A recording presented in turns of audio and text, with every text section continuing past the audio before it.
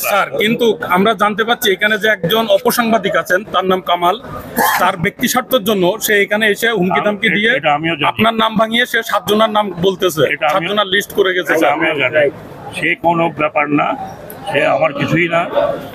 কিন্তু সে স্যার আপনার নাম ভাঙিয়ে সে বলে যে এখানকার ডাইরেক্টর বদলি করে আনিছে, আমি আবার ডাইরেক্টরকে কিন্তু বদলি করে দেবো। সে এখানে সবাই প্রিন্ট মিডিয়া আছে স্যার, সবাই শোনেন স্যার, সবার কাছে শোনেন। এখানে স্যার হাজার লোকের স্বার্থ।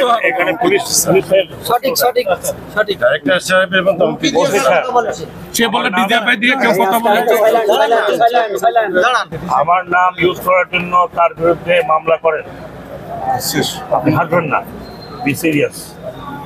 আমার নাম এখানে যে ইউজ করবে, আমি আপনাকে বলেছি টেলিফোন করে, তাহলে আমি কি এখানে ইউনোকে টেলিফোন করে বলেছি ইউনোকে কোথায় বলেছি?